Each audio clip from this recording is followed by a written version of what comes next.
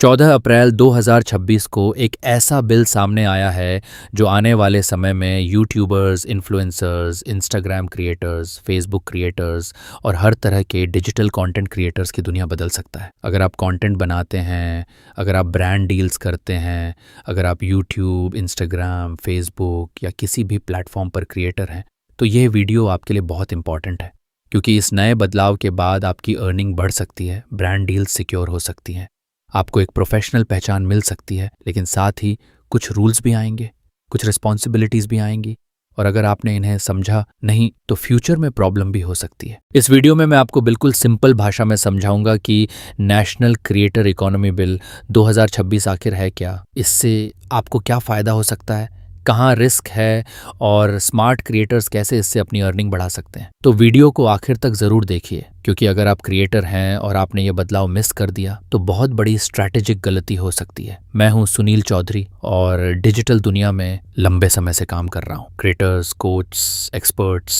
Consultants और online business builders के साथ लगातार काम करता हूं। और मैं आपको एक बात साफ बता दूं, जो लोग समय रहते सिस्टम समझ लेते हैं वही आगे चलकर अथॉरिटी बनते हैं, बाकी लोग बाद में सिर्फ रिग्रेट करते हैं। अब सबसे पहले समझते हैं कि नेशनल क्रिएटर इकोनॉमी बिल 2026 आखिर है क्या। सिंपल भाषा में समझिए, अब सरकार ने ऑफिशियली ये मानना शुरू किया है कि क्रिएटर होना कोई टाइम पास नहीं है, ये सिर्फ वीडियो बनाना नहीं है, ये सिर्फ रील्स डालना नहीं है, ये सिर्फ फॉलोअर्स बढ़ाना नहीं है। क्रिएटर होना अब एक प्रॉपर प्रोफेशन की तरह देखा जा सकता है। मतलब जैसे डॉक्टर एक प्रोफेशन है, जैसे इंजीनियर एक प्रोफेशन है, जैसे लॉयर एक प्रोफेशन है, वैसे ही अब यूट्यूबर, इन्फ्लुएंसर, कंटेंट क्रिएटर भी एक रिकॉग्नाइज्ड प्रोफेशनल कैटेगरी बन सकते हैं।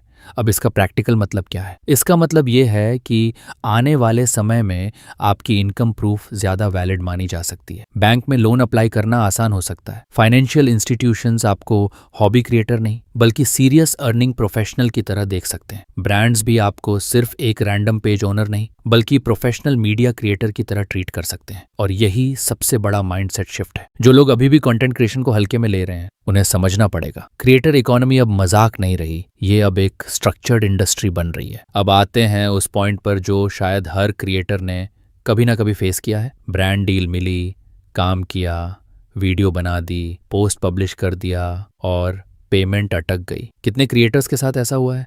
ब्रांड बोलता है सर नेक्स्ट वीक पेमेंट कर देंगे, इनवॉइस भेज दीजिए, फाइनेंस टीम से अप्रूवल आ जाए, नेक्स्ट मंथ साइकिल में डाल देंगे। और फिर क्या होता है? Delay, follow up, seen zone, ghosting या पूरा पेमेंट ही अटक जाता है। अब इस नए फ्रेमवर्क का एक बहुत बड़ा फायदा ये है कि पेमेंट सिक्योरिटी सिस्टम की बात हो रही है। मतलब फ्यूचर में क्रिएटर्स को ऐसे सिस्टम्स मिल सकते हैं जहां कंप्लेंट मैकेनिज्म मजबूत हो, स्टैंडर्ड कॉन्ट्रैक्ट्स हो, लीगल प्रोटेक्शन बढ़े और ब्रांड डील डॉक्यूमेंटेशन सीरियस हो। सिंपल भाषा में अगर आपने काम किया है तो आपका पैसा हवा में गायब होना उतना आसान नहीं रहेगा। और ये बहुत बड़ा बदलाव है, क्योंकि क्रिएटर इंडस्ट्री का सबसे बड़ा दर्द क्या है? काम मिल जाता है लेकिन पेमेंट सर्टेनिटी नहीं होती। अब अगर ये सिस्टम सही तरीके से लागू होता है तो क्रिएटर्स की प्रोफेशनल डिग्निटी भी बढ़ेगी और ब्रांड डील कॉन्फिडेंस भी बढ़ेगा।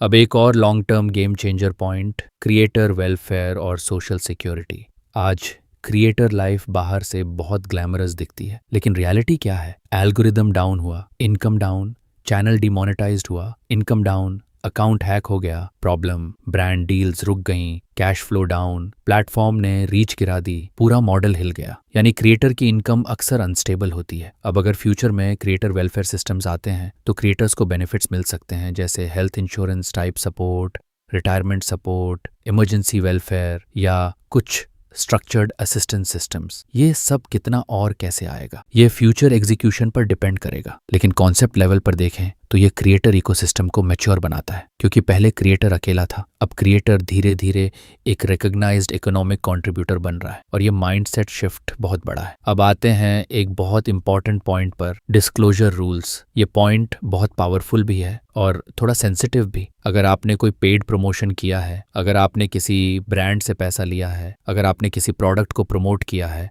तो आपको ऑडियंस को क्लियरली बताना पड़ सकता है कि ये स्पॉन्सर्ड कंटेंट है, ये पेड कोलैबोरेशन है, ये पेड प्रमोशन है। और ऑनेस्टली बोलूं, ये सही भी है, क्योंकि ऑडियंस ट्रस्ट सबसे बड़ा एसेट है। अगर आप पैसा लेकर कोई प्रोडक्ट प्रमोट कर रहे हैं और ऑडियंस को बता ही नहीं रहे, तो ये एथिकल भी नहीं है और आने वाले समय में लीगल इशू भी बन सकता है। सिर्फ यही नहीं, अगर आपने एआई से हेविली ऑल्टर्ड कंटेंट बनाया है तो उसके डिस्क्लोजर की एक्सपेक्टेशन भी बढ़ सकती है। मतलब फ्यूचर बहुत क्लियर है। Transparency is the new power. जो क्रिएटर साफ साफ बताएगा वही लंबे समय तक टिकेगा, जो छुपाएगा उसके लिए फ्यूचर टफ हो सकता है। याद रखिए, ऑडियंस को कंफ्यूज करके शॉर्ट टर्म पैसा मिल सकता है, लेकिन ट्रांसपेरेंट होकर लॉन्ग टर्म ब्रांड बनता है। अब आते हैं थोड़ा कंट्रोवर्शियल पॉइंट पर, रजिस्ट्रेशन और टैक्स कंप्लायंस। सिंपल बात, अगर आप हाई अर्निंग क्रिएटर हैं और आपकी मंथली इनकम स्ट्रांग है तो फ्यूचर में आपको रजिस्टर करना पड़ सकता है। इनकम प्रॉपर्ली डॉक्यूमेंट करनी पड़ सकती है, इनवॉइसेस मेंटेन करने पड़ सकते हैं, टैक्स प्रॉपर्ली फाइल करना पड़ सकता है और बिजनेस रिकॉर्ड सही रखने पड़ सकते हैं। अब छोटे क्रिएटर्स को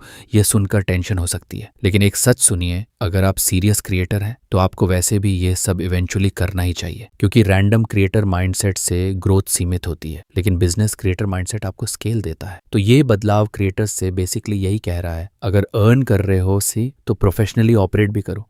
और ऑनेस्टली ये डरने की नहीं, मैच्योर होने की निशानी है। अब सबसे बड़ा सवाल है कि इससे अर्निंग कैसे बढ़ेगी। सिंपल, जब इंडस्ट्री ऑर्गेनाइज्ड होती है तो ब्रांड्स का ट्रस्ट बढ़ता है। जब सिस्टम स्ट्रक्चर्ड होता है तो ब्रांड्स ज्यादा कॉन्फिडेंस से बजट एलोकेट करते हैं। दूसरी बात, स्टैंडर्डाइजेशन आता है। आज बहुत क्रिएटर्स अंडरपेड हैं क्योंकि उन्हें मार्केट रेट ही नहीं पता। कई क्रिएटर्स 5,000 रुपये में काम कर देते हैं, जबकि वही काम किसी दूसरे क्रिएटर को 25,000 रुपये या 50,000 रुपये तक मिल जाता है। क्यों? क्योंकि इंडस्ट्री अभी पूरी तरह स्टैंडर्डाइज नहीं है। लेकिन जब रूल्स आते हैं, जब कॉन्ट्रैक्ट्स आते हैं, जब क्रिएटर कैटेगरी मजबूत होती है तो नेगोशिएशन पावर भी बढ़ती है। तीसरी बात, बिगर डील्स पॉसिबल होती हैं। जब क्रिएटर सिर्फ एक पेज ओनर नहीं रहता बल्कि रिकॉग्नाइज्ड प्रोफेशनल क्रिएटर बनता है, तो बड़े ब्रांड्स, एजेंसीज और इवन इंटरनेशनल कोलैबोरेशंस के चांसेस भी बढ़ते हैं। और चौथी सबसे पावरफुल बात, पोजीशनिंग बदल जाती है। आज बहुत क्रिएटर्स सिर्फ व्यूज के पीछे भाग रहे हैं, लेकिन स्मार्ट क्रिएटर्स समझते हैं कि अर्निंग का गेम सिर्फ व्यूज का नहीं है। अर्निंग का गेम है positioning, trust systems, contracts, documentation, professionalism और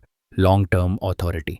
तो सिंपल भाषा में समझिए, आज किसी क्रिएटर को 10,000 रुपये मिल रहे हैं, कल वही creator better structure, better contract, better positioning और बेटर ट्रस्ट के साथ 25,000 रुपये, 50,000 रुपये या उससे ज़्यादा भी निगोशिएट कर सकता है। यानी अर्निंग का गेम सिर्फ कंटेंट नहीं है, अर्निंग का गेम स्ट्रक्चर है। अब अंत में एक बहुत इंपॉर्टेंट बात, आने वाले समय में क्रिएटर्स 2 कैटेगरी में बंट जाएंगे। पहली कैटेगरी वे क्रिएटर्स जो स्मार्ट होंगे, जो रूल समझेंगे, जो सिस्टम अपनाएंगे, जो डॉक्यूमेंटेशन करेंगे, जो ट्रांसपेरेंसी रखेंगे, जो प्रोफेशनल बनेंगे।